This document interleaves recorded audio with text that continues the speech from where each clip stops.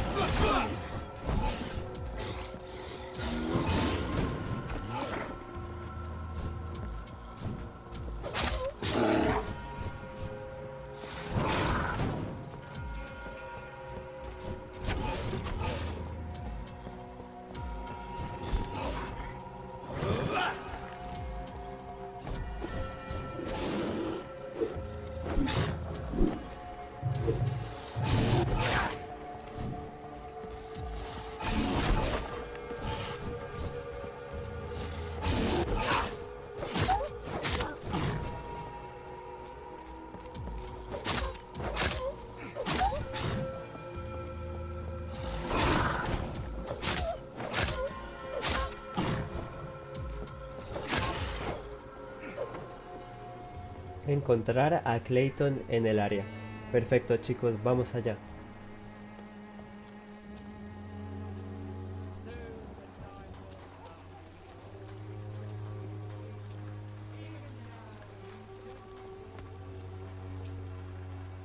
Excuse me, sir. I have a few questions for you. Another journalist? I didn't answer the first one, so piss off! I'm not a journalist, I'm a doctor. A doctor, you say? It's quite a rare breed in this part of town. Really? But still, here I am. Dr. Jonathan Reed, at your service. I'm Joe Peterson to some, but Colossus Joe to most. And I don't remember asking for your service, sir.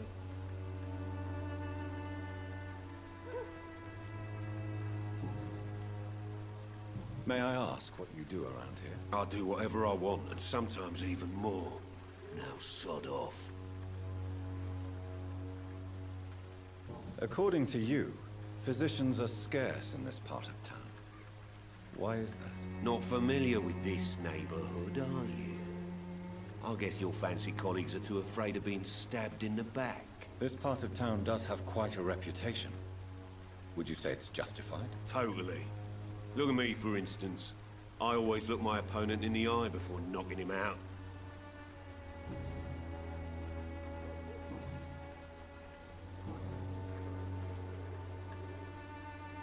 Have you heard of a nurse named Dorothy Crane? She's a colleague of mine, and is supposed to live around here. Dorothy Crane? Yeah, I know her.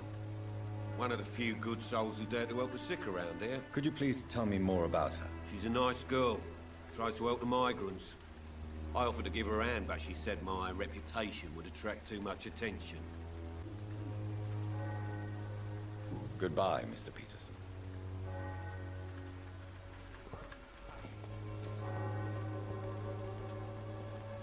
Welcome, sir. Please, take a browse of my wares. I am Dr. Reed. I would like to ask you a few questions, if you don't mind. Doctor? Interesting. I'm Barrett Lewis. Usually I don't have time to waste with talk, but at this hour of the night I can hardly refuse. How is business around here? Business? I have no business. Between this racket, theft, and customers getting scared, I'm losing money every day. I see. Sounds like you blame someone in particular for your situation. It's no secret Joe Peterson spends his time harassing merchants. But with me, he's trying to put me out of business once and for all.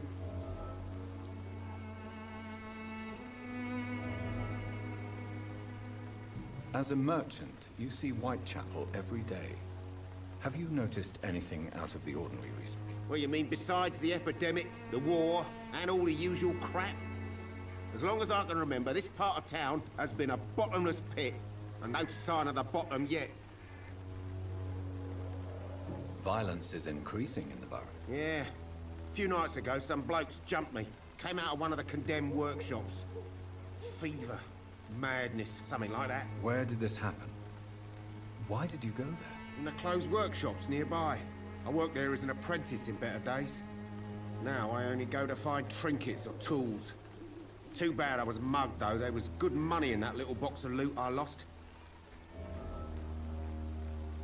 Have you been hurt? No, but that's only because I ran like hell. Those men were raving lunatics, I tell you. Not even able to speak anymore, just screaming.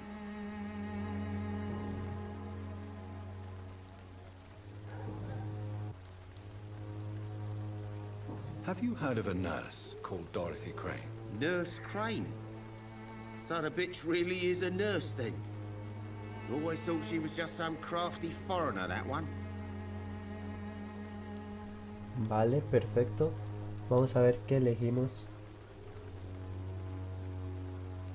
So she's trying to help her fellow immigrants.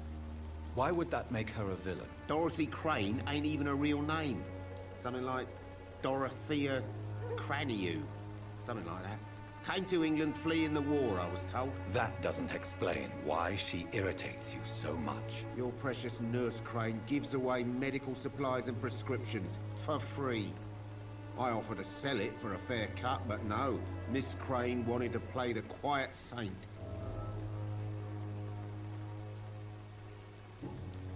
Vale, al parecer no hay nada más que hablar, así que negociemos. Right then. Show me what you have.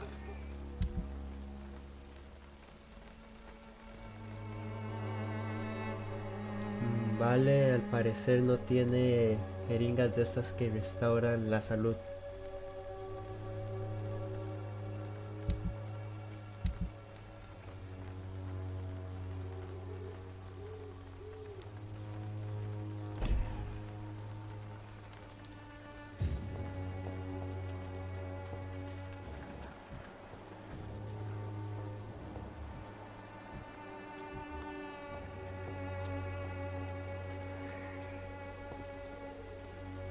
Don't be shy, handsome. What can Christina do for you? I'm not looking for what you're selling. But I'd like to ask you a few questions, if I may. I'm a doctor. Dr. Reed. All right then, but be quick. Though I usually get paid when I open my mouth. Christina, have you been examined? The epidemic is spreading fast in London, and you could be exposed. Or expose others. I don't like doctors or hospitals, but I don't like you asking questions.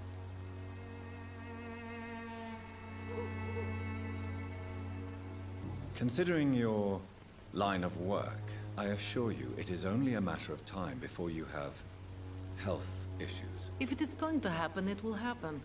Right now, I need money. That's what's important. You can put your own life in danger, that's your decision. But what about your clients? If you're contaminated, you will put them in danger too. And you think that would worry me? If you knew the men I deal with, their health would not be what you'd worry about.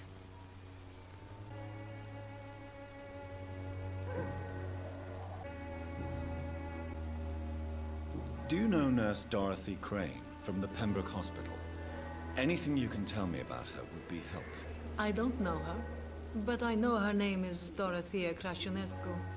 She came from Romania like me and many others. You seem to respect her. Dorothea helps the sick people of Whitechapel. Everyone should respect that.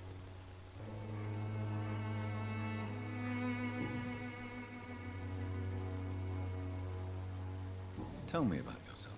Are you joking with me? People don't usually come to see me for conversation. I have no interest in your work. I am, however, curious as to what led you into this career. Short story. The war, exile, and England. This country is not especially welcoming. I've been refused many jobs because of where I am from. I had few options left. Vale.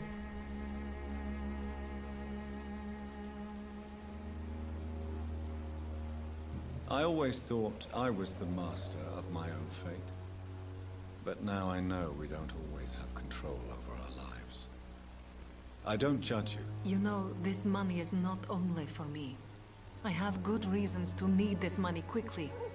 But it is not your concern, Doctor.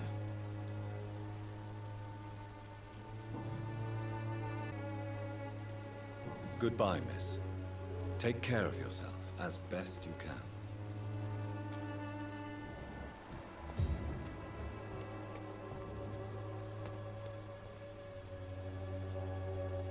Forgive my interruption. Do not apologize, my son. Father Tobias Whitaker is always happy to teach mortals about the incoming Armageddon. I am Dr. Jonathan Reed, and I just have a few questions. A scientist? You are much more lost than I thought, my son.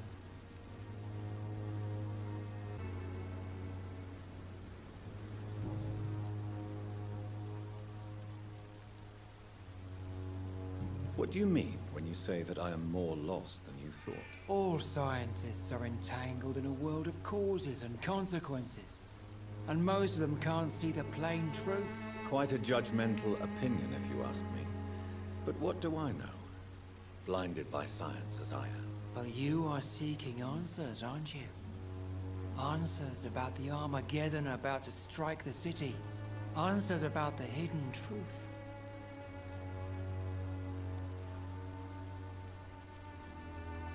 I am. But the answers I seek are based on facts, not superstition. Well, I suppose I can spare a few minutes listening to your so-called truth. As a doctor, you must be aware of the decimating epidemic. But let me tell you that this so-called Spanish flu is just the beginning of the end. What do you mean? The beast is finally revealing itself, corrupting the flesh and the heart of men. With my own eyes I have seen them, those minions from the abyss.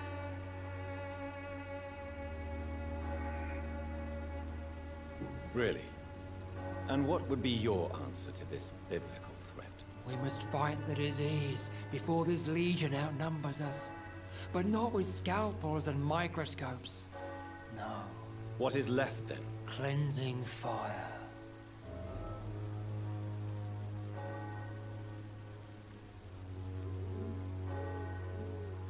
Tell me, Tobias, what exactly is your plan concerning the cleansing of this city? God will recognize his own. More than once this city has risen from the ashes, hardened and purified by the flames. Purification by fire has proved useful, but where do you stop? Burn the clothes? The buildings? The corpses? Worse? Your lack of faith is predictable. But my task is to convince rational minds like yours to see the light. This is God's will. You're mad and dangerous. You're nothing but a soulless butcher. A small-time Torquemada. The Savonarola of Whitechapel. My son, if you think salvation is a free gift, go listen to the lies of that pompous fool, Joseph. Joseph, a fool? Vicar Larrabee of St. Mary's Church. While he continues preaching his fraudulent redemption, more and more people die in the streets.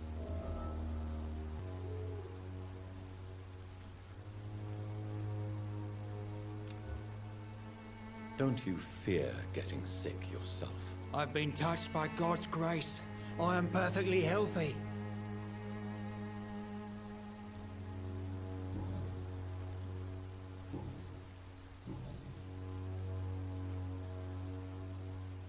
Have you any friends? Any family left in these terrible times? No. But I have a disciple I see as my son. He is so devoted. I sent him to preach the good word in the heart of this corrupted city.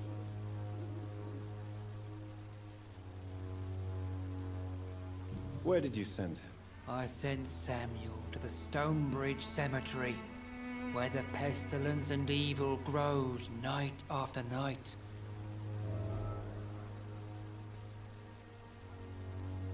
You sent him on some preaching crusade during the epidemic. As a true believer, Samuel will fear no evil while he walks through the valley of the shadow of death.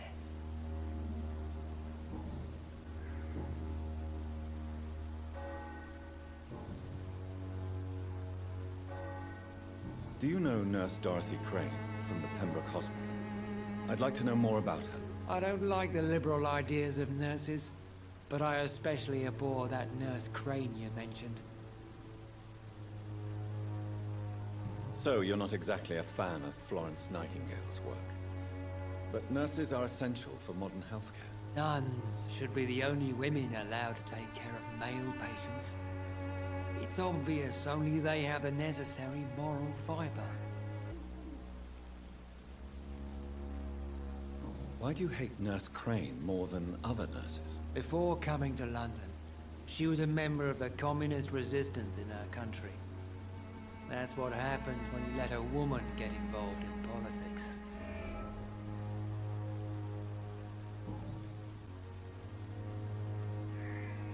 I have heard enough for tonight. Goodbye.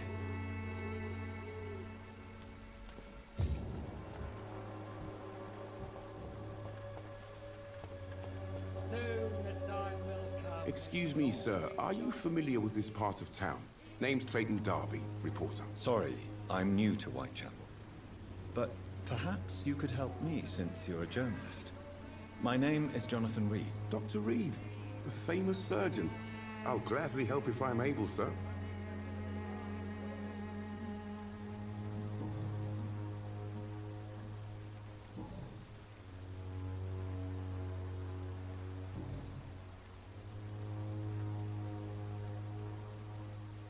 Why are the newspapers keeping silent about the Spanish influenza? It's as though none of you care. There's a war going on. People shouldn't be demoralized by news of deadly diseases.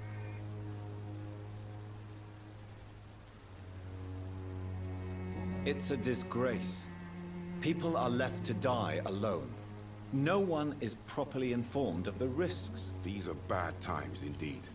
So much for the glorious British Empire.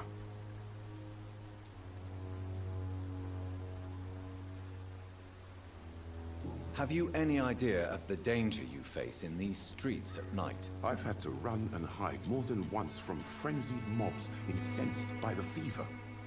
Do you think the flu is really responsible for this, Doctor?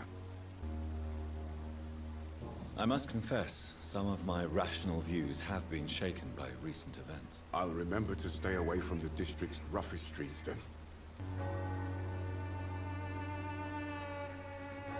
What is a journalist doing in this borough after sunset? He goes where none of his colleagues would dare to go, to inform the country. So you risk your life to reveal the truth. I saw many reporters do the same during the war. Whitechapel is the crucible of so many untold stories and tragedies. I want people to know them. That's quite honorable of you. But is the public interested? Not at all, sir. And that's why I'm an independent journalist, hoping to sell some stories. Christina Popper claims she sells her body because she can't find any other work. Do you believe her? Of course I do. Her story is exactly what I want my readers to understand.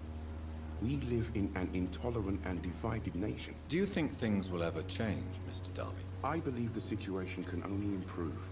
And now that women can vote, I'm convinced things will change. I heard you're investigating an underground medical dispensary in Whitechapel. What do you know about it? Not much, I'm afraid.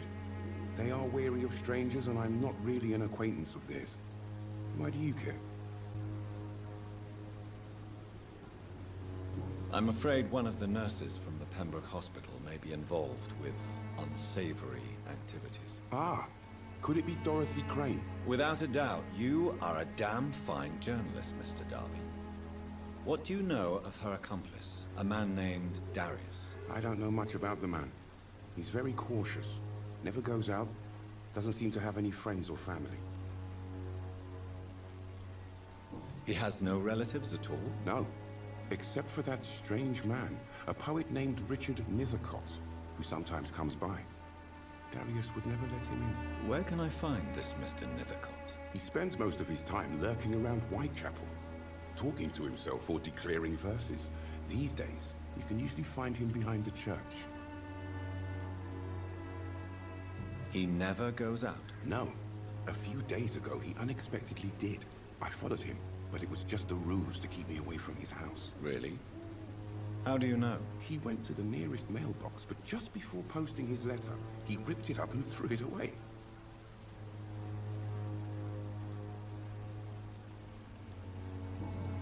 Do you need assistance? That would be nice of you, Doctor.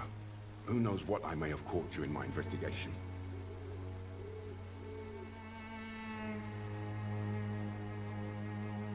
If you persist in investigating the most pox-ridden boroughs of London, you must accept the risks. Thank you, sir.